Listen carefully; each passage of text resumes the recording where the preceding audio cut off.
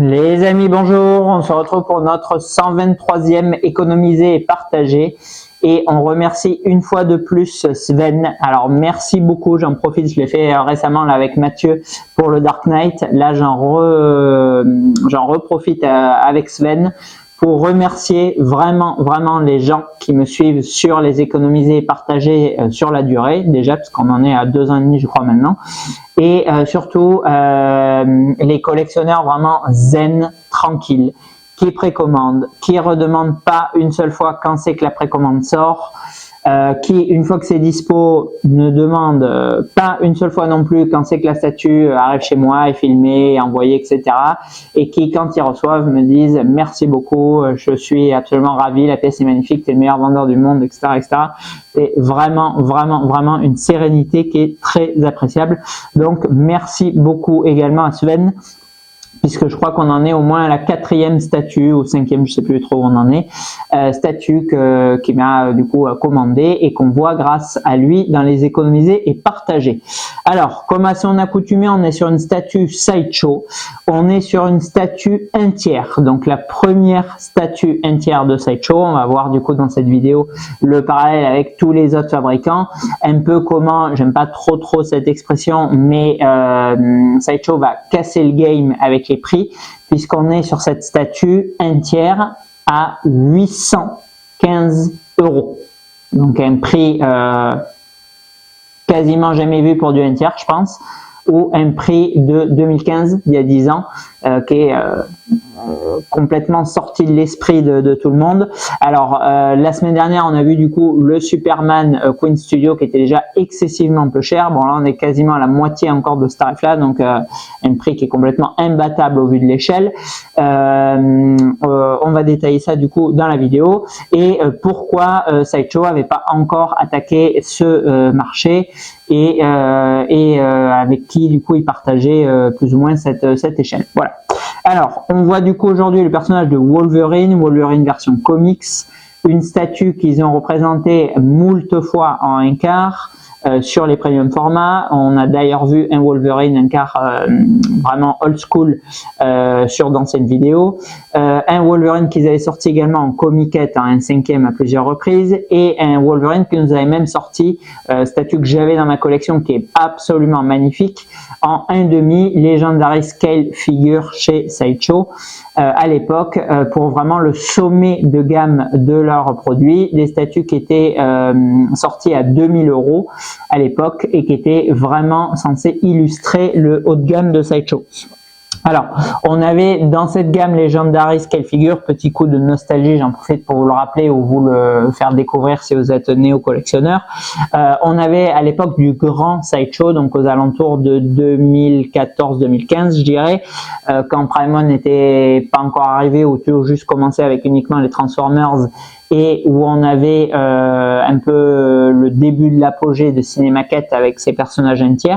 On avait du coup le haut du marché qui était du coup trusté par Toynami, par Cinemaquette avec sa gamme entière.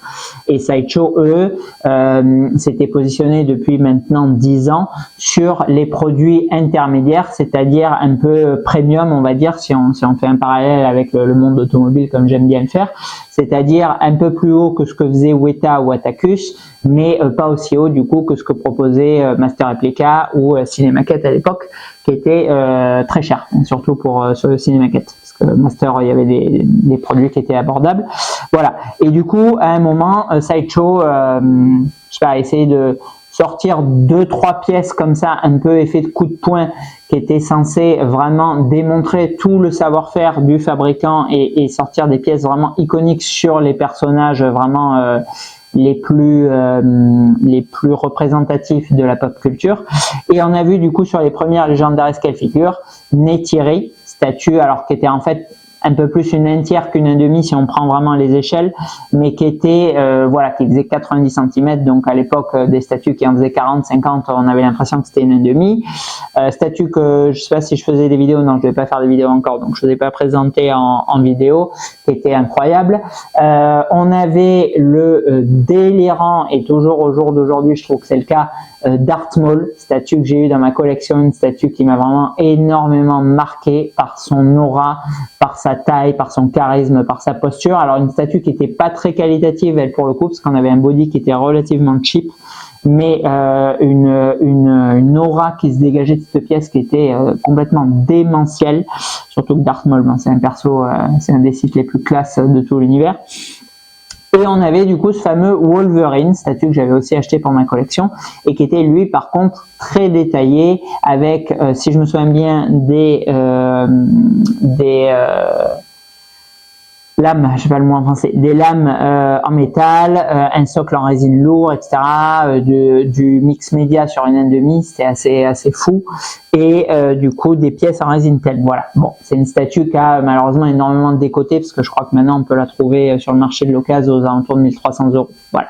Ça c'était la première vague, et après on avait eu une seconde vague où ils nous avaient du coup sorti d'autres personnages, avec notamment le Terminator, avec Dark Vador, avec Boba Fett, avec Doom. Voilà, d'autres personnages en 1,5 que je n'ai pas vu de mes yeux, donc je ne saurais pas vous dire pour le coup si eux ils sont qualitatifs ou pas, mais qui ont perduré un peu cette lignée légendaire scale figure.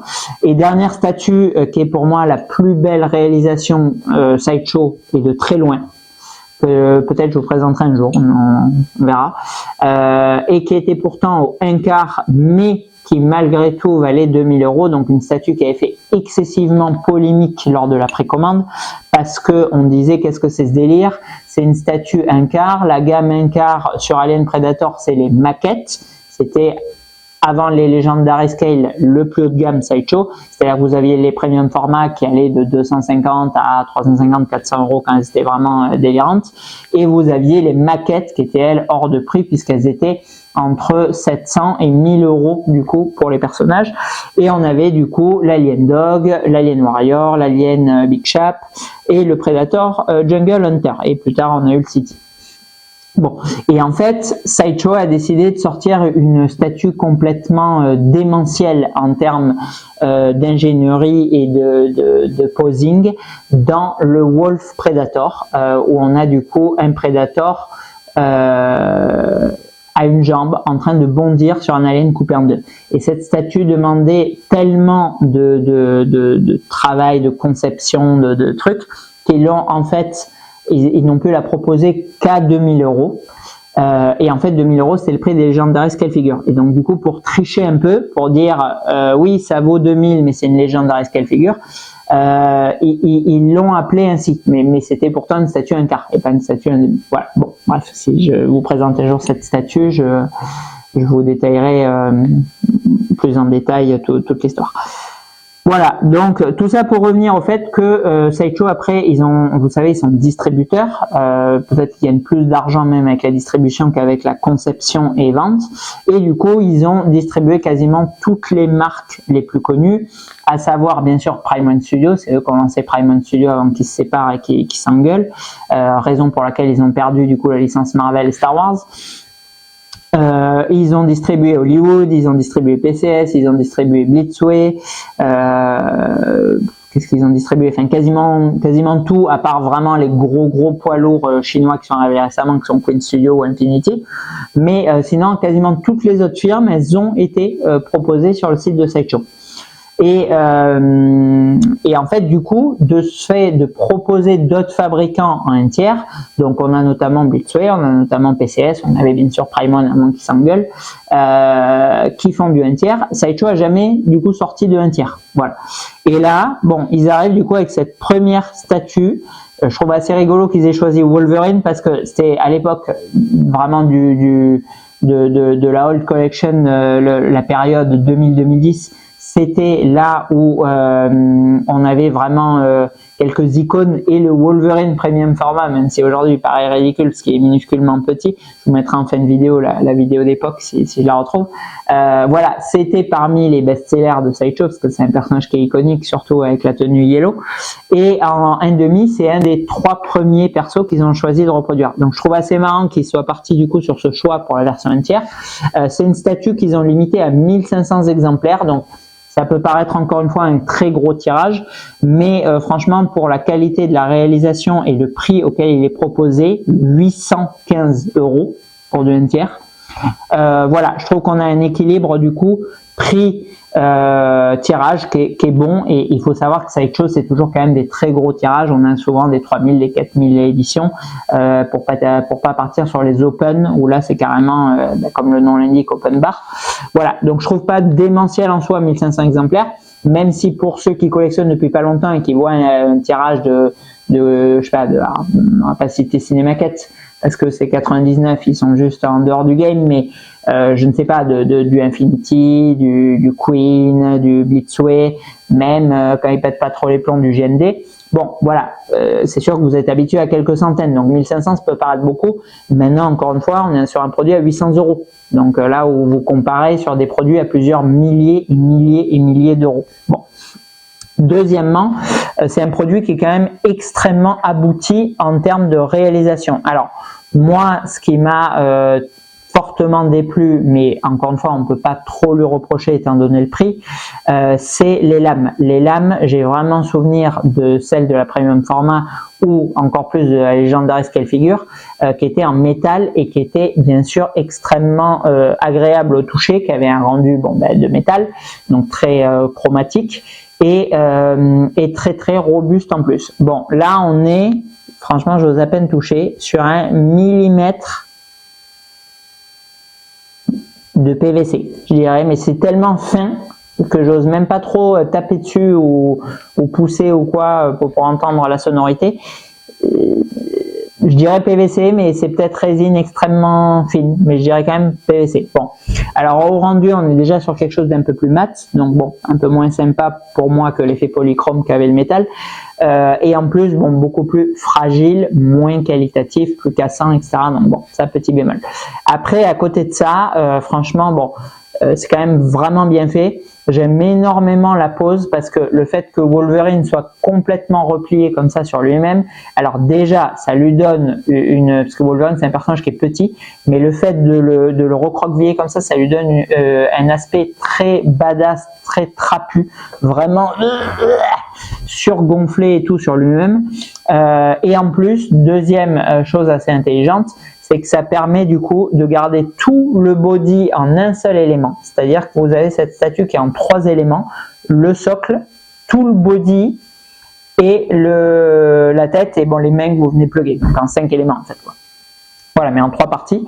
Et ça, c'est très intelligent parce que du coup, ça fait un carton pour une entière qui est vraiment très petit et qui coûte très peu en shipping. Donc, très bonne chose aussi de ce point de vue-là. Deuxième chose, c'est que du coup, un personnage qui est petit et relativement fluet, on va dire, ouais, c'est une petite statue. Bon, là, elle est pas grande. Il doit faire, je sais pas, 50 cm de haut. Mais le fait qu'il soit comme ça, tanké, gonflé, très large, ça donne vraiment l'impression d'une échelle plus grande. Je sais pas si c'est clair ce que je raconte. Mais moi, je trouve que c'est un choix extrêmement judicieux et ça lui donne vraiment, ça renforce cet aspect de rage qu'a le personnage et je trouve que ça, c'est vraiment pertinent de la part de Sideshow. Après, sur le socle, ils sont partis sur quelque chose de très métallique, donc ambiance un peu labo, là où il est du coup étudié en tant qu'arme, mais avec du coup toute la rage que va dégager Wolverine et des coups de griffes qui viennent du coup trancher le métal et qui est renforcé par le light-up qui est complètement incroyable, que je vous allume là et que je vous zoomerai, qui est extrêmement puissant. L'un des light-up les plus puissants que j'ai eu. Il est vraiment très puissant et qui vient du coup renforcer l'effet, vous savez, de comme quand vous tranchez quelque chose à la disqueuse là et quand Wolverine du coup il coupe net, le métal il brûle un peu, il est un peu abrasé et du coup ça donne du coup cet effet. Alors bien sûr là c'est complètement surjoué, ils ont exagéré à mort cet effet, mais franchement voilà, c'est un peu too much, mais je trouve que ça rend super bien et ça donne une très grosse plus-value au buste. Même si j'éteignais complètement du coup les lumières, je pense que le personnage en lui-même il serait rétro-éclairé du coup par la puissance du light-up du socle, tellement du coup elle est intense et ça c'est vraiment très sympa. Voilà. Donc après, bon, énormément de battle damage du coup sur ce socle. On n'a pas de petite plaque Wolverine, bon ça aurait pu être stylé. On a un effet de lumière et d'ombrage qui est vraiment très bien reproduits peints sur la statue. Je trouve que c'est vraiment joliment fait, et pas mal aussi d'effets de weathering du coup sur les bottes, avec des effets de salissure, de taches de boue et tout, qui sont aussi assez cool. Après, dernier élément qui est vraiment très bien fichu, alors on n'est pas au niveau de ce que propose XM, mais c'est quand même vraiment pour du sideshow de haut vol, je trouve, la dentition du coup, où on va vraiment s'attarder, le regard va se porter dessus, puisqu'il a du coup il a une mâchoire un peu prognate là qui vient devant, et du coup ça renforce encore une fois cet effet un peu rageux, et les dents sont extrêmement bien peintes avec un effet émail qui est vraiment bien retranscrit, les babines du coup qui sont retroussées, et du coup toute la partie gencive qui est de différentes teintes entre un peu l'ocre et le rosé. Je trouve que ça aussi, encore une fois, c'est vraiment bien reproduit, et tout vient bien matcher ensemble. C'est-à-dire que voilà, on a le Wolverine méga badass avec sa posture et ses méga biceps qui sont sur reproduits. On a le socle avec l'effet métallique en fusion, lui aussi qui est exagéré, mais qui vient du coup bien contrebalancer, je trouve, la statue. Et après du coup une expression de visage avec principalement cette mâchoire avec ses dents là, qui vient encore une fois de plus amener du détail sur cet effet enragé du personnage, et je trouve que c'est vraiment bien fait. Voilà, donc après, nouveauté aussi au niveau, j'avais jamais vu ça pour le coup, au niveau du chargeur, on n'a plus le fameux chargeur 110-220 où il nous faut un adaptateur, très ingénieux, vraiment tip top de la part de Sideshow. On a du coup un câble USB-C comme on va retrouver du coup sur les manettes de console ou les chargeurs de téléphone, et que vous venez juste mettre dans votre petit embout de smartphone, pourquoi pas, et ça vient du coup alimenter la statue. Donc ça c'est génial, j'espère que tous les fabricants vont recopier dessus et qu'ils mettront ça. Déjà ça prend beaucoup moins de place, deuxièmement bon tout le monde a un embout classique chez lui, ce qui n'est pas forcément le cas des embouts 110-220, on m'a déjà demandé où je les achetais, et en plus à mon avis dans le temps c'est vachement moins craignos en termes de cramage que peuvent l'être les 110-220. Donc vraiment grosse plus-value aussi sur le câblage. Voilà, donc cette statue, on vient de le voir, elle est bourrée de bonnes idées, que ce soit la taille de la boîte, que ce soit vraiment tout le chara-design du personnage, où vraiment Sideshow va frapper très fort pour sa première entière, et aussi au niveau du chargeur, qui est là encore une fois une idée bénéfique. Mais ça s'arrête pas là, ils vont aussi complètement, c'est pour ça que je trouve un peu pertinente cette expression là de casser le game, ils vont complètement éclater du coup les codes de prix liés aux échelles avec cette statue. C'est-à-dire qu'aujourd'hui, on est en avril 2024, on a grosso modo ces tranches de prix que je vais vous annoncer qui sont encore une fois une moyenne, machin, c'est pas la peine de me dire oui t'as vu lui machin et tout, truc bidule, enfin dites-le moi si vous voulez, mais bon. Voilà, c'est une moyenne. On va avoir aujourd'hui des statues Prime One entières qui vont se situer aux alentours de 2200 €. On va avoir des statues PCS qui vont, ça dépend des personnages, c'est situé entre 1500 et 1700 €. On a des statues Blitzway qui elles aussi ça varie. On va donner une fourchette entre 1800 et 2000 €. Et après on va avoir les fabricants un peu haut du panier. Alors hormis Queen Studio qui nous a délivré une excellente surprise avec son Superman, mais on va là aussi aller chercher une échelle de 1500 à 2000 € pour la plupart des personnages. Et après on a nos chers amis de Corée, on les connaît, où eux on va plus être dans la petite tranche mignonnette et facilement accessible pour tout le monde de 2700 à 4500 € quand ils se sont un peu frottés trop fort sur leur slip. Bon, donc là, pas si vous vous rendez compte, on est quand même sur un personnage extrêmement bankable, parce que Wolverine, moi je le mettrais dans le top 5 avec du Iron Man, avec du Batman Dark Knight, avec du Dark Vador. Je pense qu'on est vraiment sur l'un des personnages, enfin le personnage de comics qui se revend le plus. On a une statue qui est tirée certes à 1500 exemplaires, c'est un peu élevé mais c'est pas non plus délirant, ils n'en ont pas fait 4500. Et on a une statue en plus qui est extrêmement qualitative. Bon, et tout ça pour 815 €. Voilà. Donc aujourd'hui, qu'est-ce qu'on voit? On voit que on est à moins de la moitié du prix lambda d'une entière, et on est même moins cher que beaucoup d'un quart. Puisque si on prend, je sais pas, qu'est-ce qu'on peut prendre? Bon, des 1/4 PCS, il n'y en a pas énorme, mais on est aux alentours de 1000 balles, 1100 balles. Bon, les 1/4 de Prime One, ça va dépasser les 1500 sans aucun souci, et je parle même pas de Final Fantasy. Je sais pas, on a PCS. PCS, voilà, PCS, vous prenez une 1/4 PCS, c'est 850-900 €, je crois. Mais vous avez une qualité, alors en sculpt inférieure, et en paint, dérisoire chez PCS à côté de ça. Et pourtant, je kiffe vraiment bien PCS, j'aime bien, c'est vraiment un fabricant que j'aime bien, les licences et tout, elles me parlent beaucoup. Mais la qualité de paint, bon, c'est pas la peine d'en faire des caisses non plus, mais elle est très en deçà de ce que Sideshow nous offre là sur Wolverine. Et pourtant, Dieu sait que, je sais plus ce que c'est son pseudo Harley, je sais pas quoi là, chaque vidéo de Sideshow, il me répète que je m'amuse à bâcher gratuitement le fabricant, ce qui est honnêtement en plus pas le cas pour le coup. Mais là, bon là c'est l'inverse. J'ai beau préférer de très loin PCS à Sideshow, parce que Sideshow j'ai quasiment plus d'objets 2 je pense dans ma collection, ou alors des petits items. Là je dois avouer que voilà, déjà c'est bien au-dessus là sur le Wolverine de ce qu'ils font en 1/3 PCS, mais en 1/4 j'en ai pas vu beaucoup, c'est encore bon un cran en dessous du 1/3.